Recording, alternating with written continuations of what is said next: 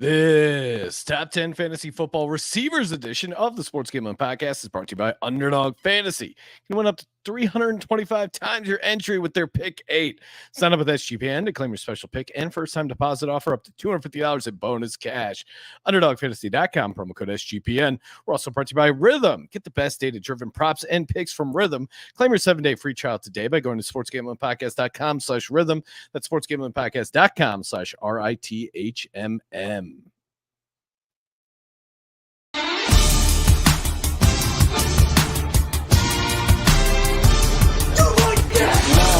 Cox. He's one of those guys who will get penetration.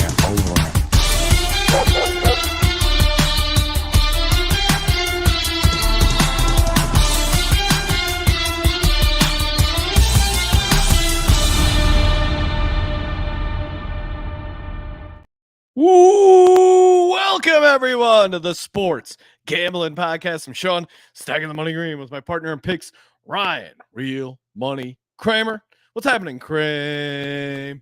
Dog. Oh, just, stay. The humidifier is going at full blast. It's extra dry out here in Vegas. That is not hotboxing behind me. That is a nice hazy. There's nothing better than getting back up to your room in Vegas and it being foggy. Yes, you get that sweet humidifier feeling. It really does help. And you're right. It does feel extra dry. Kramer, did you step outside? Have you inhaled air today, not courtesy of the circuit? No. Inside the entire time. No. No need to go outside when you got everything from Circa. We're going to get into it. Our top 10 fantasy football receivers. Make sure you check out the top 10 fantasy football running backs. Just knocked out a sweet VSiN show. Easy in the chat questioning whether it's 100% humidifier. Kramer, maybe there's some medicine mixed in there. Well, you're the one that uses the essential oils. That's not me. I do. I use that essential oil pad.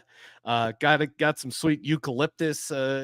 Again, you walk into this room at Circuit, you think you're in the Four Seasons. That's how comfortable it is. That's how nice it smells. You get the eucalyptus, great for the airways. I ventured outside today, went out, decided, hey, I'm gonna catch some rays, get some vitamin D, get my bronze on.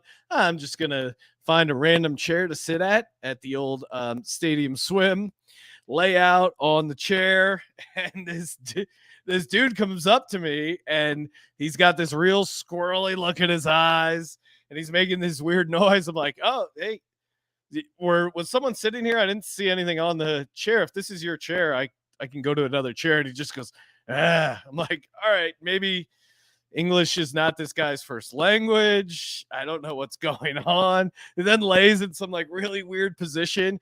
I notice he has a decent sized cut on his elbow. He's bleeding. And then the stadium swim security, who also barred Ryan from snorkeling on the premises, same guy came up.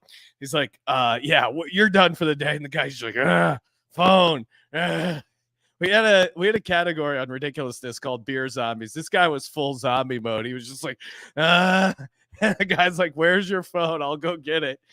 They get the guy's phone. They keep asking me like, hey, are you with this guy? Are you with this guy? I'm like, no, I don't know who this guy is. I don't know what's going on with this guy. This is like 12:30. And he is, like I said, it wasn't clear he knew English. They get him a wheelchair. They start wheeling him out. And I text Kramer. I go, you won't believe it. I just sat down and they're already wheeling this guy out of stadium swim. They put him in a wheelchair and take it from there, Kramer. I mean, I was up in like this is like the equivalent of the old school luxury boxes at the Play. I was watching it from a bird's eye view, and it just wants to play it. I mean, Sean is just casually watching the screen at Stadium Swim while they are. I mean, what you didn't see before I started filming is he kind of fell out of the chair. They put him in the chair, and he kind of fell out of the chair. And by the way, that security guy that turned around right there, part of the reason I feel bad for this guy is I don't know what happened to him in this security guard's care after he left the camera's shop, because that is the same man. Can see Sean, that's the same guy that tried to tell me I couldn't have a snorkel, if you remember. Yeah, I told you. I started off by saying he was the same guy that barred you from snorkeling in the pool. Sean, you Kramer's got all some fired clicking going on when you're talking. I don't know if the chat's hearing it, but you might need to reload your window. I might have to vamp for a little bit while you do that. Okay. Yeah. So, but yeah, basically, the best part is when the video gets to the end and Sean, it looks like he must be locked into some sort of sporting event. He was sweating a bet. Maybe he was getting into some tennis, some daytime Wimbledon action. We did have some action on the Euros. Got halfway up the old Austria-Turkey goal ladder. That was fun. But yeah, was locked into the television. And when they when it cuts up to the screen, it's just a commercial of Sleepy Joe up on the massive screen at Stadium Swim. So yeah, chat checking in. What's up, Easy? We just did a 3-hour VSiN show where we were talking a lot of football segments, pushing the VSiN guide. And Easy, you're gonna be satisfied with my general takes on the Lions. Was very, very bullish on some Lions and some awards markets today. Not the receiver market, but definitely can't smash Jared Goff enough. What's up, Sean? Wow, I came back into hearing you want to smash Jared Goff. Easy in the chat saying I sounded fine. So yeah, no, I saw that, and maybe it's just us, but just wanted to make sure. But yeah, I was completing the story on how you were locked into the screens at Stadium Swim, and when the video finishes, it's Sleepy Joe up there, a little commercial action. So Sean was just locked into the beautiful, dry, arid climate out here in Vegas. Which, by the way, one of the other funny things when you have a room that overlooks the Stadium Swim, you also get to see the pickleball courts on the top of this other hotel next door. Yeah, seeing people play pickleball in this heat, it's like, what are you guys doing? Well, like, this is ridiculous. We know some people like this. Like, what are you doing? Play in the morning before it's hot. Like, that's not healthy. Anyway, drink water, kids. All right, Kramer, let's do it. Top 10 fantasy football receivers. Who do you got? Well, to me, the interesting thing about the receiver market this year is that, for the most part, everyone is evaluating this top 10 list when they do any sort of best ball draft, because they're basically, our top 10 receivers are basically going to go in the top 2 rounds of most normal fantasy drafts, unless you're still in an 8-team league. I just had to listen to someone tell me how 8-team leagues are normal, not normal. But yeah, no, which, by the way, Sean, your video, I think I didn't tell you this yet, but as I was heading up to the room after the show on VSiN, again, we'll be live again 3 to 6 p.m. Pacific tomorrow. But a guy came up, he goes, dude, that video you showed, we were in it. That was awesome. He's like, I got back up to the room, I popped on the TV, I saw VSiN was on, and all of a sudden I see there's a video of me and my buddy sitting on these chairs next to that guy that was wasted. So we made some dude's day. Anyway, back to the receivers. Yeah, I think most of these guys, I would imagine the guys you have listed are guys that you would take in the first 2 rounds. Maybe you have a hot take or two. But I don't think you can be wrong at the top. And the more that I think about it, the more that it's got to be Justin Jefferson. I don't really care about all the other stuff. I don't care about Jordan Addison and his 10 touchdowns. When I look at my best ball teams, if I'm number 2 and Christian McCaffrey goes, who am I taking at receiver? It's Justin Jefferson.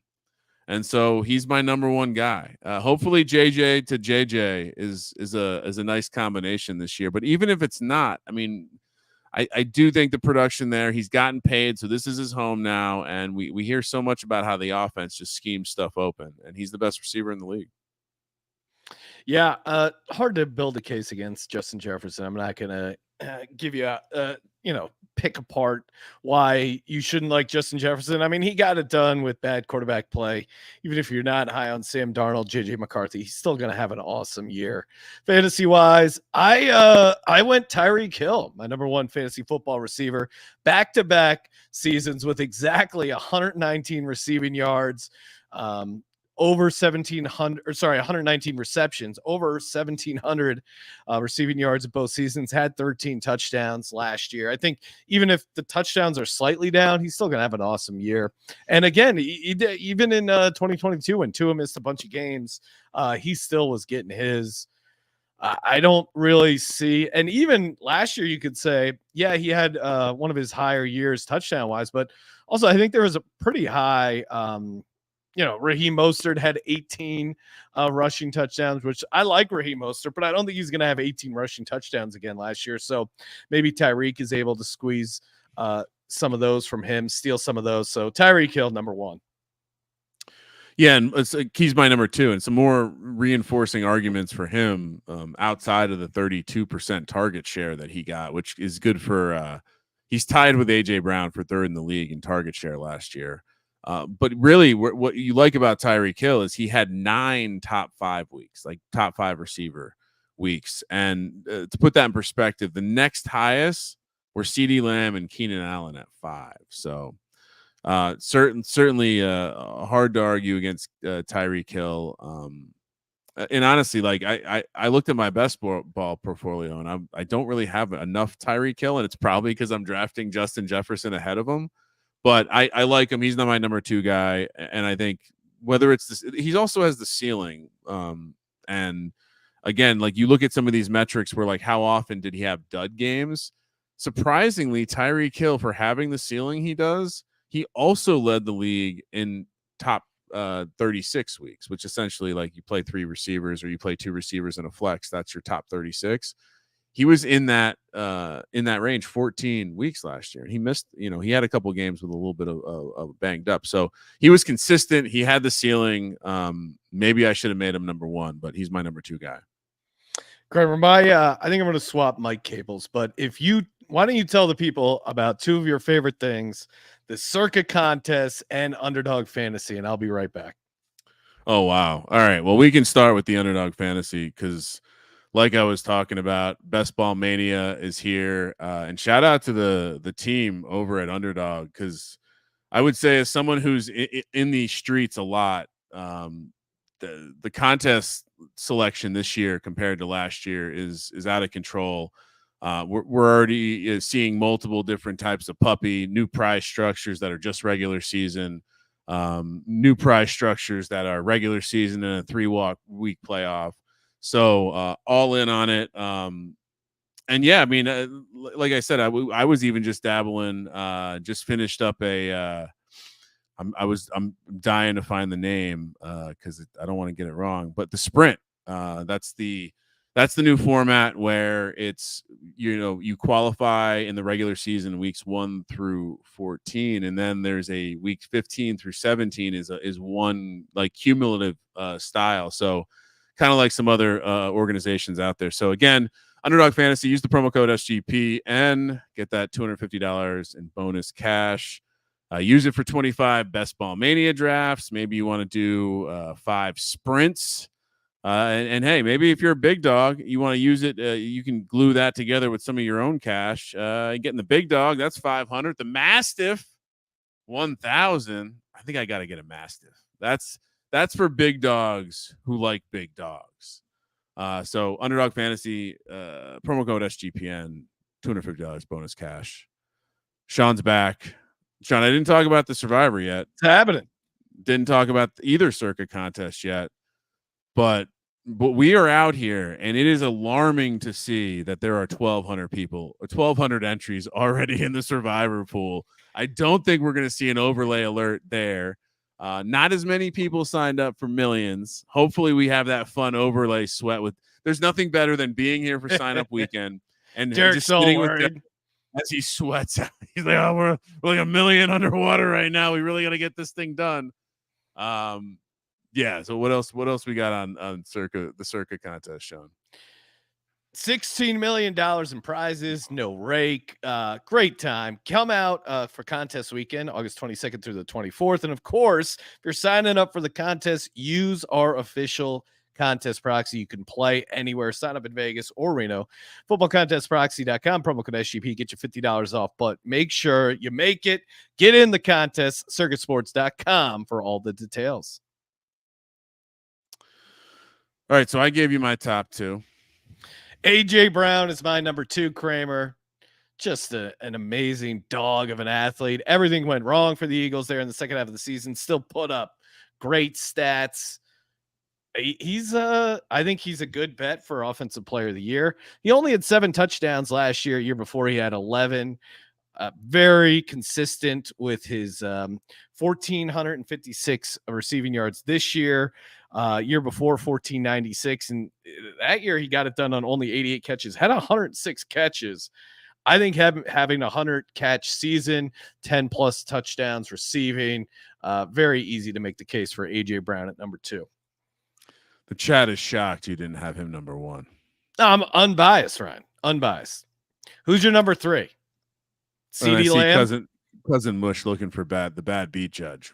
Bad beat judge made an appearance on VSiN, but perhaps the bad beat judge needs to come debut himself on the podcast at some point this offseason. Number 3. Is it too, well, yeah, it's probably too early for a hot take, so I'll save it a couple more picks. But Jamar Chase, I think the top 3 are pretty clear to me. It's Justin Jefferson, it's Tyreek Hill, it's Jamar Chase. I'm drafting him that way. I certainly wouldn't take AJ Brown up here. I like AJ Brown this year, for the record, and you didn't lay out some of the supporting arguments, but like I mentioned earlier, tied for 3rd in the target share last year. Definitely had some things go downhill. He had some consistency too, much like Tyreek Hill was only a couple weeks that were true duds. So. But that being said, I think you have to put Jamar Chase ahead of him. We've seen the type of season he can put together. There's certainly some risk there, but in that 2 to 5 pick range, I think these are the guys I'm targeting. And even 2 to 7, I guess. I'm hoping that I can grab one of these guys to start off the team. And honestly, the interesting thing for these guys in best ball is that they're easy to stack. Burrow's the hardest, and he's not a hard guy to get anymore. So Jamar Chase, number 4. My number 3. Number 3, sorry. Is Justin Jefferson. Yeah, I mean, do I need to sell you on Justin Jefferson? I don't think 3 is even being that crazy low on him. To me, my top 3: Tyreek Hill, AJ Brown, Justin Jefferson, in that order of Tyreek Hill, AJ Brown, Justin Jefferson. Again, plays in a dome. Obviously passing big part of their game. Yeah, even with poor quarterback play, he finds a way. Very solid average there, half point PPR. He was 16.8. He's really unguardable. He did get paid. Now maybe he's, him being in a contract year helped his numbers a little bit, but yeah, I feel pretty good. Justin Jefferson at number 3. Who's your 4, Kramer? Well, and it's interesting too, because Justin Jefferson, I have drafted him at 7 and 8 a couple times. Depending on who you're drafting with, it's pretty wild. Even Jamar Chase falls a little bit. Tyreek Hill definitely doesn't fall. Well, my number 4, and again, I think I'm a big target share fan, and perhaps this is where people start getting mad at me because I don't no sight of CeeDee Lamb yet.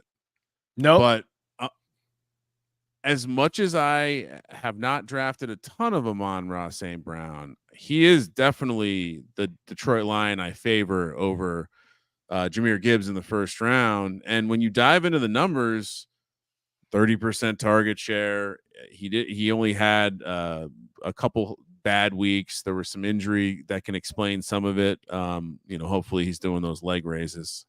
His dad really picked up some bad karma there. But yeah, no, I think, and when you look at his point per game last season, he was number 4. So yeah, Amon-Ra St. Brown in an offense that I'm bullish on, in a situation where they don't play many outdoor games. I believe the Bears are the only game they play outdoors the last 2 months of the season, or at least in bad weather. Amon-Ra St. Brown, I got to bet on the Lions. I'm high on the Lions offense. I got to bet on something in the Lions offense. I didn't do it with Jahmyr Gibbs, so I'll do it with Amon-Ra St. Brown.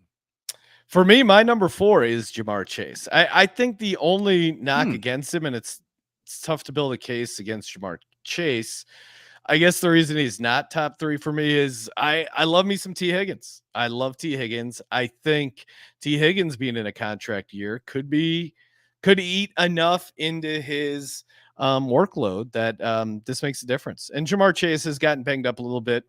Again, just slight dings. I still really like him, and number 4 feels about right. So yeah, Jamar Chase. I will say I like T. Higgins too, but I think last year left a sour taste in my mouth for whatever reason. I know there was injuries involved, but yeah. If T. Higgins is 100% healthy, I think he's. Yeah, I mean we always talk about this. I don't know. I guess I'm really high on his game, and I think it's weird because I'm not really out on Jamar Chase. I guess maybe at 4, I'm just not quite as high as everyone else. All right. Who's your 5, Ryan? Next up, Garrett Wilson. The case. I mean, I'm high on Breece Hall too. I think part of that is that if Aaron Rodgers, I mean, I'm not an injury prognosticator like you are, and if Christian Aaron McCaffrey Rodgers will get injured, if Aaron Rodgers plays this year, and Aaron Rodgers is anywhere even 65, 70% of the MVP winner, back-to-back MVP winner from a couple years ago, then it's easy to project 20 more touchdowns. You know, this offense was really, really bad last year. So if we add 5 touchdowns to Breece Hall and we add 6 or 7, you know, Garrett Wilson, look at the stats. He's quarterback proof. If Aaron Rodgers is right, Garrett Wilson could be the number 1 receiver very easily. So I needed to have him close enough to the top. And this is where I'm drafting him. When those top 4 guys go for me, it's Garrett Wilson gets the call for me up next before any running backs, before anything else. So Garrett Wilson, Jets, Jets. I'll look stupid when Aaron Rodgers pops his Achilles, or maybe just never shows up for football. Yeah, I mean, Garrett Wilson still did pretty good with some bottom of the league quarterback play, and of course your stat about his crazy target share percentage, I think, is why he's interesting for Offensive Player of the Year. Certainly interesting in fantasy. I have him a couple spots below you, but my number 5, Amon-Ra St. Brown. I'm with Easy. I think there's some. I don't know. 5 feels about right. Jahmyr Gibbs is going to be in the mix. Sam Laporta. I don't know. Sam Laporta getting 10 touchdowns again. Maybe he loses a couple. Amon-Ra at 5 feels good. I mean, his fantasy points per game last year, how could you not, 4, he's very consistent at 17, has a couple spike weeks there, get you some plus 20. I mean, you look at his last, 4 games, 3 were 20 plus fantasy in half point PPR. And the one that was 19.1. So, I mean, that's a guy that can win you a fantasy league, win you a best ball tournament. So I'm on Ross St. Brown, number 5. All right. Who's your number 6? I think we can. Yeah, let's get spicy. Oh, I get spicy. You're here at number 6. Whoa. So we've discussed why we like him in some of the award or the awards markets or the statistical markets, whatever it may be. It's the perfect storm of this offense is going to want to play fast. They're going to want to run a lot of plays. He's going to be the alpha in the offense. And I know they brought in Adonai Mitchell, and they have some tight ends, but I think it's pretty obvious who the number 1 target's going to be. And then you go look at the numbers just to verify, and who was sitting number 5 in the league last year in target share? It was Michael Pittman. And so he's a guy who could dominate the targets. He definitely had some more consistency than ceiling last year, but a lot of that had to do with him playing with the backup quarterback. And so if you want to be high on the Colts, I think you have to be high on Michael Pittman. And I've really come around on the idea that he's very interesting to me in the turn area, where I don't want to take guys like Drake London, and I'm not really interested a ton in like Chris Olave or Marvin Harrison. I'd much rather take a guy like Michael Pittman or the next guy on my list. So Michael Pittman for the Colts, love all of him this year. Yeah, I got Michael Pittman in my top 10 as well. And yeah, laid out a great case. The Shane Steichen offense. If we project Anthony Richardson to make a jump, and even if he gets knocked out, Joe Flacco, we've seen Joe Flacco has enough firepower to support David Njoku, some of the Amari Cooper, some of the guys that were really scoring for him last year. My number 6, Michael Evans down in Tampa Bay. I mean, every year people keep doubting this guy, and every year he consistently is a very good fantasy football draft pick.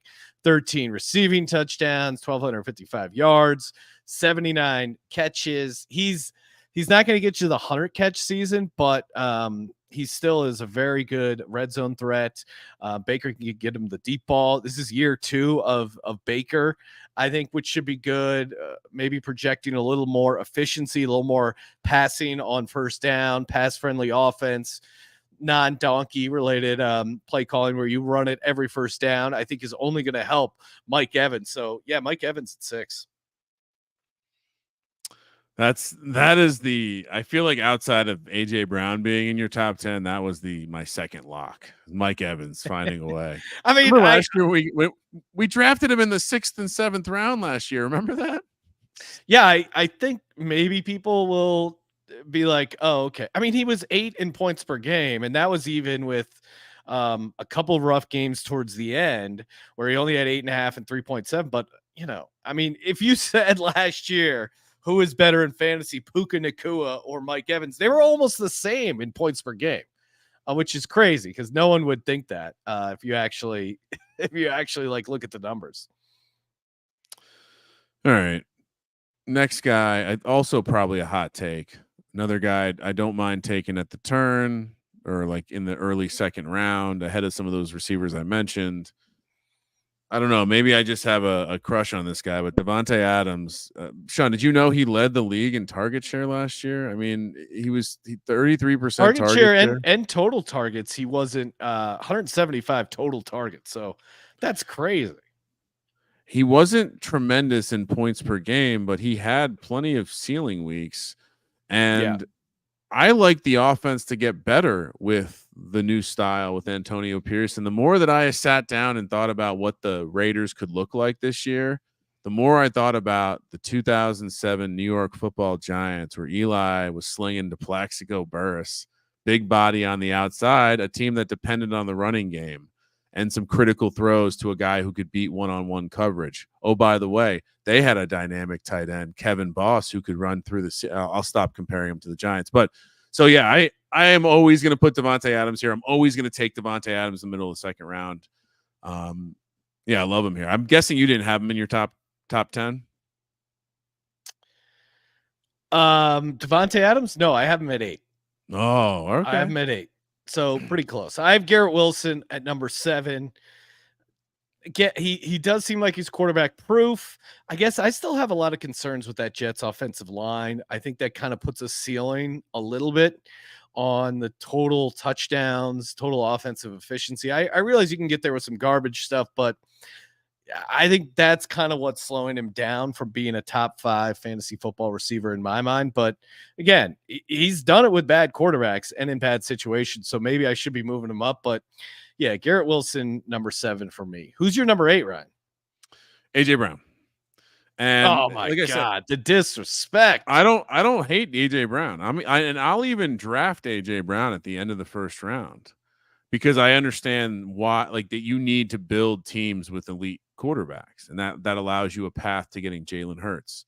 That being said, I'm taking Garrett Wilson over him, which means I'm not drafting him a ton. And so I respect the target share. I do think there are a lot of mouths to feed. And it does seem like they're going to, I mean, you keep telling me they're going to work Saquon into the offense. And so if Saquon's getting worked into the offense, some mouths are getting fed a little bit less. And, who knows? Kenny Gainwell. We don't have report. I mean, are they still beefing? Are AJ Brown and Jalen Hurts okay? Did they make peace and have like a bro wedding at a Disney resort somewhere?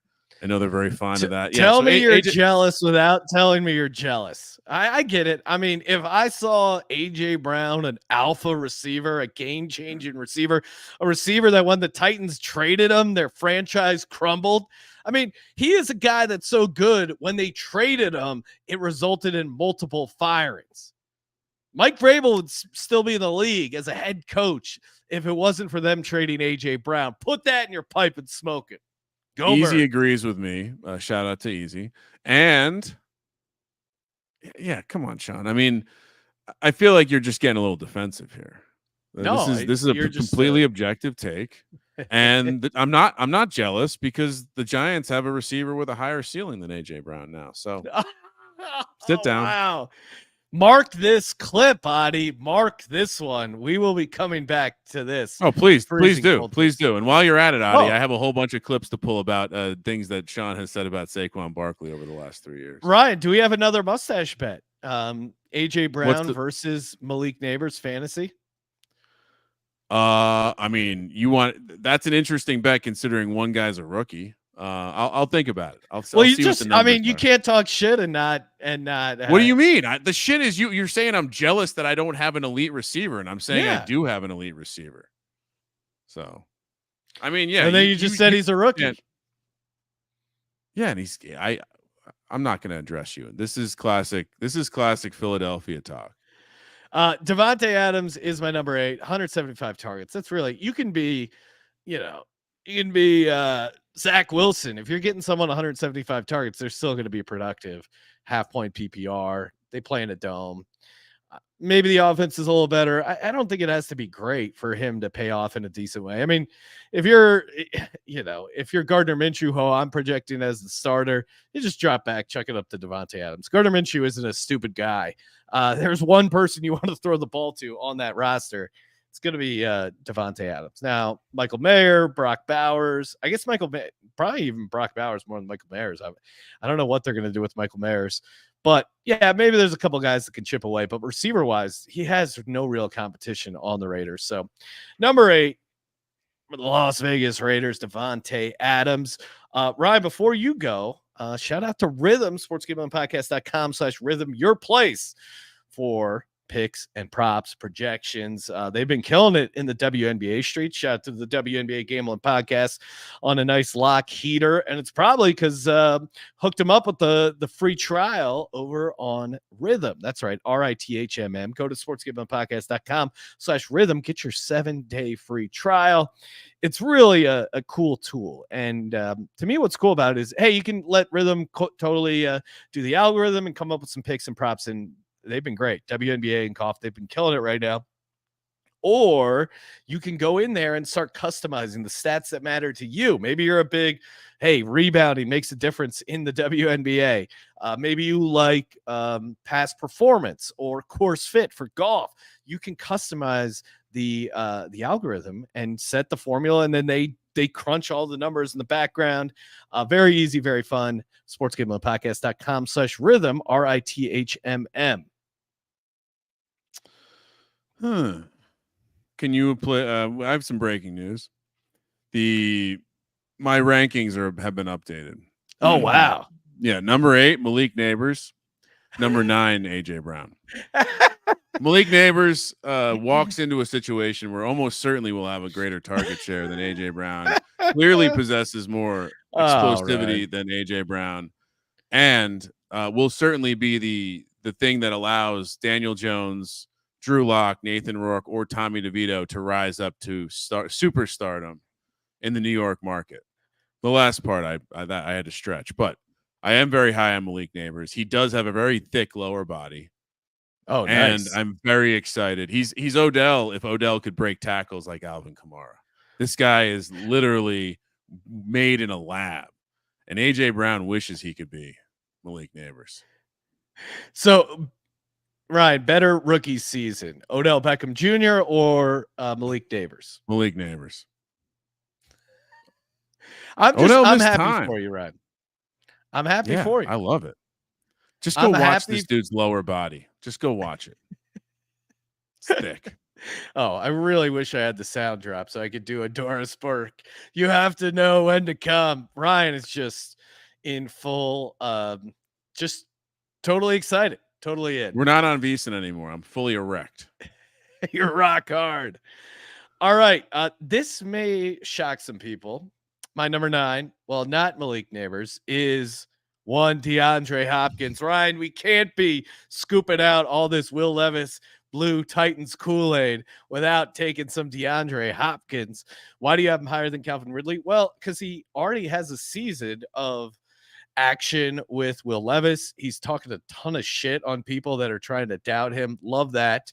He's an old dog. You can teach him some new tricks. I mean, he had a couple really nice spike weeks for the Titans, and I think it's a and those are games that obviously Will Levis was at quarterback. I think they have some nice chemistry, especially on the deep ball. You look at some of these like 20-point plus games that DeAndre Hopkins had, it was because Will Levis was in there and he was chucking it up. He likes DeAndre Hopkins. His average wasn't great last year, but a lot of that was due to the quarterback stuff. But I think this offense clicks a little bit. I like the upside of the Titans, and I like the upside from DeAndre Hopkins and the Titans. So let's go. I like the Titans too. I think I would. I have Ridley at number 11, and I thought that was a hot take. So nice work. Well, we shout out to the chat talking about the brisket fried rice at 8 East. Again, if you ever come to Circa, and you should be coming, sign up for the contest. 8 East, the Chinese food place, really good food, but the brisket fried rice is really, I would say, one of their better dishes, kind of what they're known for. Oh, it's the best thing we've had there. Yeah, and all the other stuff is good, but brisket fried rice really pops.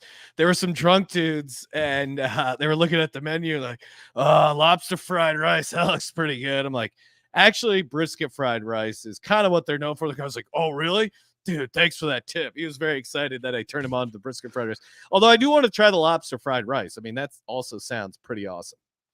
Well, there's nothing that pisses me off more than when you ask a waiter or a waitress, like, what is the thing that slaps on this menu? Just tell me.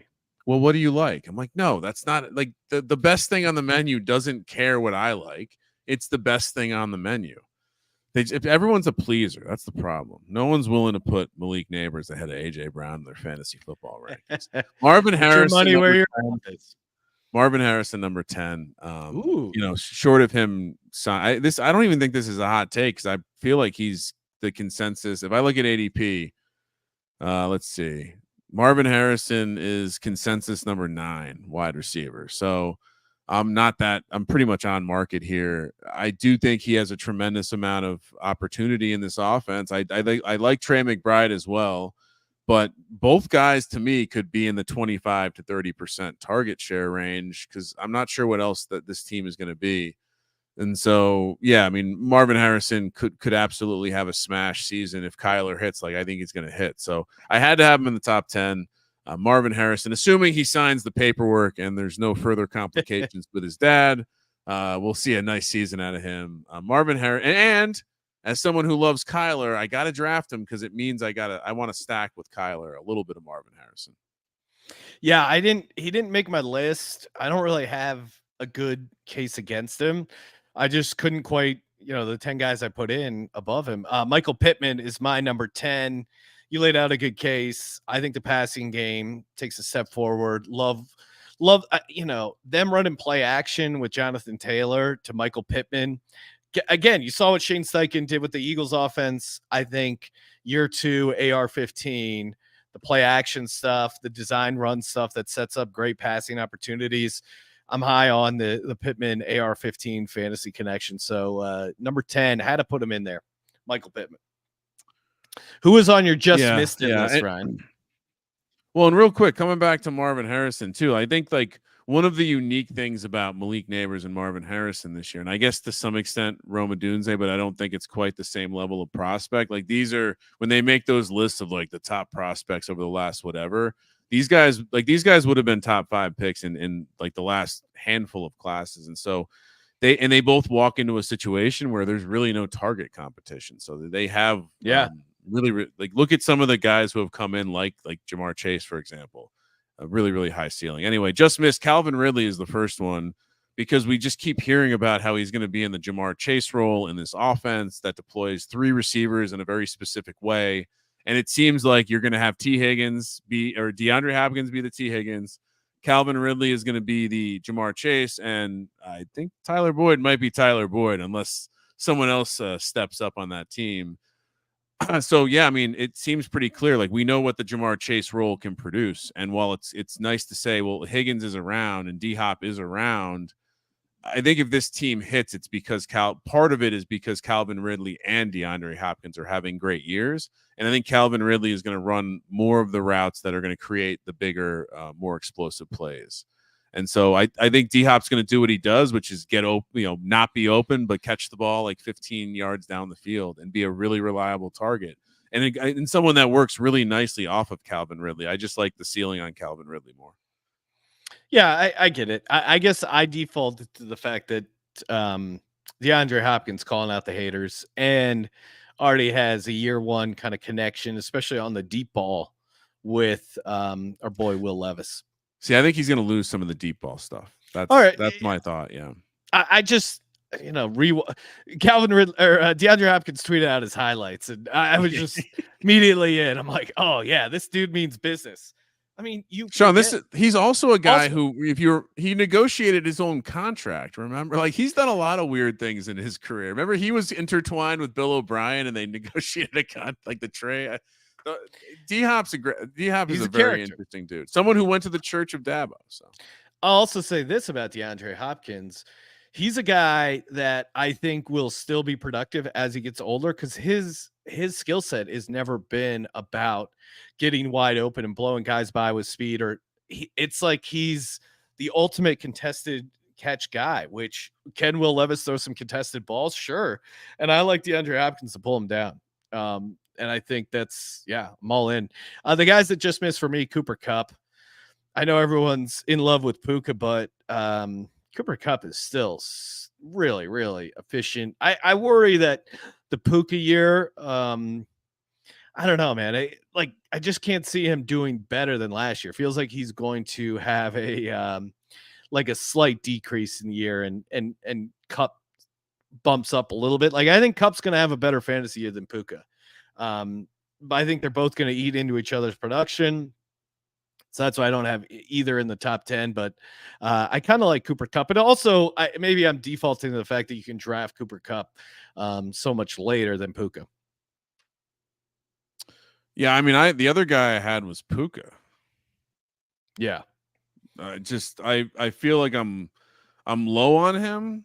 I still like him, but part of the reason I'm not like I would draft him probably more realistically at the end of the second, third round is because I like Cooper Kupp too.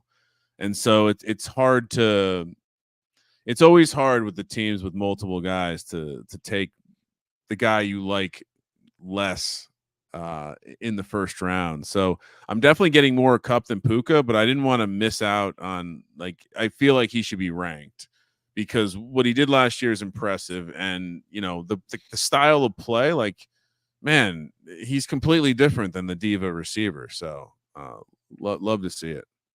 Yeah, no, I mean, I guess again, I'm not hating on Nakua. I just think that last year was just everything went right. And I think this year it's going to be a little closer neck and neck to his production in Kupp. And I would give the slight edge to the veteran Kupp there. Quick side story on Kupp real quick. Cause I heard this, sure. I was hearing an interview where he was just talking about work. It was one of those motivational, work harder. And when you're done working hard, work even harder. He was talking about as a kid that he used to leave his backpack at the school so he could run 5 miles home. And his one of his parents would pick the bag up at the school. It's like, oh man, love that. I played it for my kids immediately. Dog mentality. Yeah, I guess that's the other thing.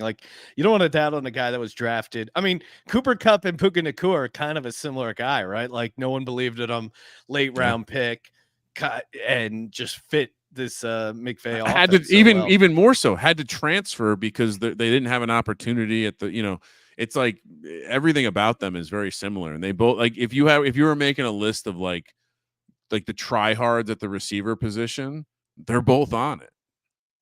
Yeah. Harrison is the other guy I had just off the list. He's going to get a ton of work. Very very explosive, dynamic receiver.